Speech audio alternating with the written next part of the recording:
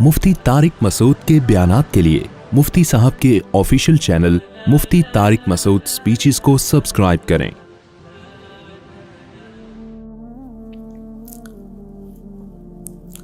आगे अल्लाह फरमाते हैं अल्लज़ी बारकना हौलहू, उस मस्जिद अक़सा जिसके इर्द गिर्द हमने बरकतें रखी हैं।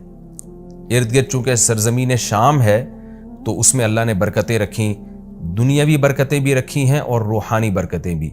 रूहानी बरकतें ये हैं कि जितने पैगंबर इस सरज़मीन में आए किसी दूसरी ज़मीन में नहीं आए, और जितने पैगंबरों की वहाँ कब्रें हैं सरज़मीन शाम में और बैतुल मक़दस में, इतनी कब्रें पैगंबरों की कहीं नहीं हैं, किसी और जगह पे इतनी कब्रें नहीं हैं। और दुनियावी बरकतें क्या हैं कि वहाँ की पैदावार, वहाँ की हवा वो बहुत सेहत के लिए मुफीद है। अनार, वहाँ का जैतून, वहाँ की इंजीर, ये सारे ऐसे बरकत वाले फल अल्लाह वहाँ पैदा करता है और बहुत वाफर मकदार में। मैं तुर्की के में शाम के बॉर्डर तक गया हूँ। पहले तो शाम का इलाका बहुत वसी था, तो ये तो अब जो शाम है ये तो थोड़ा सा रह गया है। नबी सल्लल्लाहु अलैहि वसल्लम के दौर का जो शाम है वो तो बहुत वसी रकबा था। तो वो तुर्की के बॉर्डर पे जब आप जाते हैं और शाम की सरजमीन मिलती है तो आपको अंदाज़ा होता है वहाँ की हवा में एक ख़ास किस्म की एक महसूस होता है इंसान को अपनी सेहत, और एक ख़ास किस्म की खुशबू महसूस होती है। और जैतून बहुत कसरत से पैदा होता है, इंजीर बहुत कसरत से पैदा होता है, अनार बहुत कसरत से पैदा होता है। वहाँ के लोगों की सेहतें, उनके चेहरों की फ्रेशनेस वो साफ बता रही होती है कि अल्लाह ने ज़मीन में जिस्मानी बरकतें भी बहुत ज़्यादा रखी हैं। और उलमा ने लिखा है कि अल्लाह ने जब ये बताया ना कि मस्जिद अक़सा के इर्द गिर्द बरकतें, तो इससे खुद ब खुद ये साबित होता है कि जिस मस्जिद के मुबारक होने की वजह से उसके इर्द गिर्द इतनी बरकतें हैं तो खुद उस मस्जिद में कितनी बरकतें होंगी। तो वो मस्जिद बहुत ज़्यादा बरकत वाली है। तभी हदीस में आता है कि जो मस्जिद हराम में नमाज़ पढ़ता है उसे 1,00,000 नमाज़ों का सवाब मिलता है, और जो मस्जिद अक़सा और मस्जिद नबवी में नमाज़ पढ़ता है उसे 1,000। और बाज़ रिवायात में आता है मस्जिद अक़सा में 50,000 और मस्जिद नबवी में 1,000। और ये भी रसूलुल्लाह सल्लल्लाहु अलैहि वसल्लम की सही हदीस है, ला तुशद्दुर रिहालु इल्ला इला सलासती मसाजिद, कि सफ़र किया जाएगा सिर्फ 3 मस्जिदों की तरफ। क्या मतलब? वो सफ़र जो बनीयत इबादत हो, बनीयत इबादत यानी 3 मस्जिदें ऐसी हैं जिनकी तरफ सफ़र करके उन मस्जिदों की ज़ियारत करना ही इबादत है। वैसे तो कोई भी मस्जिद हो आप वैसे देखने के लिए चले जाएं, उसको सफ़र करके भी इंसान जा सकता है वैसे ही देखने के लिए, भाई मस्जिद कैसी बनी है, खूबसूरत है या नहीं। लेकिन अला वजह तक़र्रुब यानी वो सफ़र जो बतौर इबादत के होगा, उनमें सिर्फ 3 मस्जिदें ऐसी हैं जिनकी तरफ ज़ियारत के लिए से जाना ही बज़ाते खुद शरीयत में मक़सूद है और एक इबादत है, और उनमें जाके नमाज़ पढ़ने की इजाफ़ी बहुत ज़्यादा फजीलत है। तो वो 3 मस्जिदें हैं आपने फरमाया, एक मस्जिद हराम, एक मस्जिद अक़सा और एक मस्जिद नबवी। तभी मुसलमान जब तक मस्जिद अक़सा आज़ाद नहीं थी तो मुसलमान मस्जिद अक़सा भी सफ़र करके जाया करते थे, मस्जिद हराम भी, और मस्जिद नबवी तक तो अल्हम्दुलिल्लाह भी जाते हैं। और अल्लाह से हम दुआ करते हैं कि अल्लाह ताला मस्जिद अक़सा को दोबारा आज़ाद कराए ताकि हमें भी वहाँ जाके नमाज नसीब हो और मस्जिद अक़सा की हमें भी ज़ियारत नसीब हो।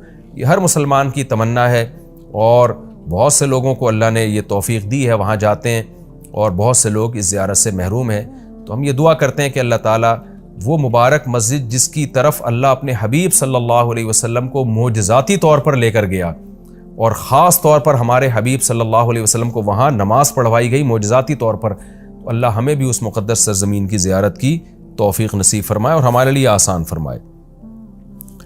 आगे अल्लाह फरमाते हैं लिनुरियहु मिन आयातिना, हमने ये सफ़र इसलिए कराया ताकि हम मोहम्मद सल्लल्लाहु अलैहि वसल्लम को अपनी निशानियों में से कुछ निशानियाँ दिखाएँ। वो निशानियाँ यही हैं कि जो मेराज की रात आपको दिखाई गई, पैगंबरों की ज़ियारत करवाई गई, जन्नत जहन्नम दिखाई गई, तो ये सारी बड़ी बड़ी निशानियाँ थीं। खुद मेराज खुद एक बड़ी निशानी है। इन्नहु हुवस समीउल बसीर, अल्लाह ताला खूब सुनने वाला और देखने वाला है। यानी इंसान तो मोहताज है कि जब तक उसे सुनाया ना जाए वो सुन नहीं सकता, दिखाया ना जाए वो देख नहीं सकता। तो पैगंबर सल्लल्लाहु अलैहि वसल्लम भी खुद से निशानियाँ नहीं देख सकते, अल्लाह ने दिखाई, अल्लाह ने सुनाई। लेकिन अल्लाह वो ज़ात है जो समी भी है और बसीर भी, उसे वो हर वक्त हर चीज़ को देख भी रहा है और हर वक्त हर चीज़ को सुन भी रहा है। आगे अल्लाह ताला इरशाद फरमाते हैं व आतईना मूसल किताब, ये पैगंबरों का सिलसिला नया नहीं है, पुराना है। हमने मोहम्मद सल्लल्लाहु अलैहि वसल्लम को जैसे किताब दी है और मोहम्मद सल्लल्लाहु अलैहि वसल्लम को निशानियाँ दिखा रहे हैं, तो आपसे पहले मूसा अलैहिस्सलाम को भी हम किताब दे चुके हैं।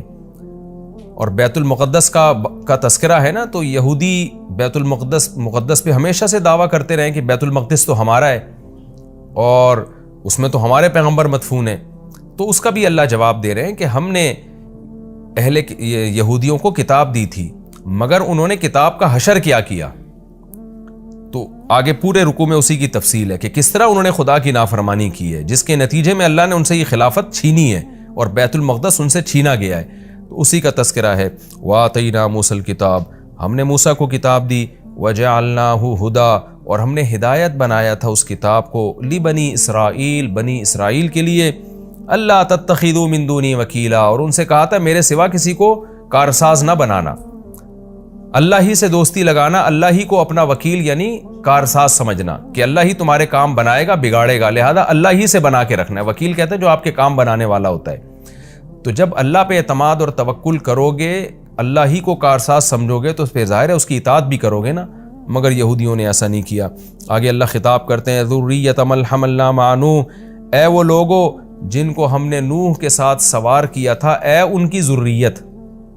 یعنی اللہ تعالیٰ ہم سب سے، پوری انسانیت سے خطاب کر رہے ہیں کہ تم وہ لوگ ہو جن کو ہم نے نوح کے ساتھ کشتی میں سوار کیا تھا، ان کی اولادیں ہو تم.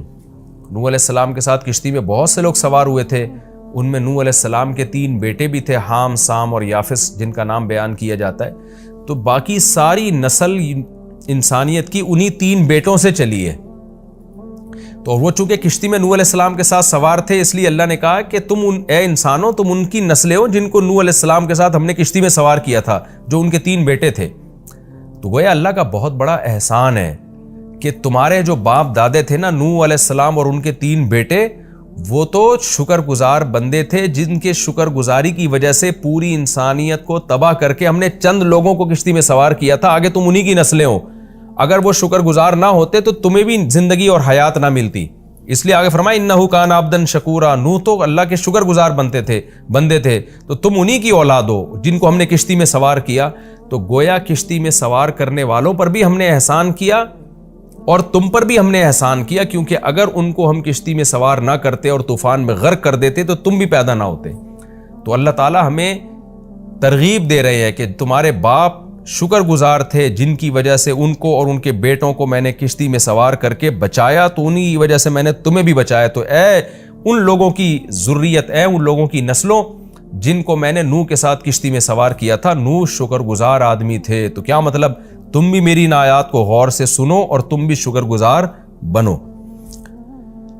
تو آگے نیا مضمون شروع ہو رہا ہے. وَقَضَيْنَا إِلَىٰ بَنِي إِسْرَائِيلَ فِي الْكِتَابِ لَتُفْسِدُنَّ فِي الْأَرْضِ مَرَّتَيْنِ. اس میں نیا مضمون ہے کہ ہم نے بنی اسرائیل کو بتا دیا تھا کہ تم زمین میں فساد مچاؤ گے، تم ناشکری کرو گے، جس کی وجہ سے تم پر اللہ کے عذاب آئیں گے.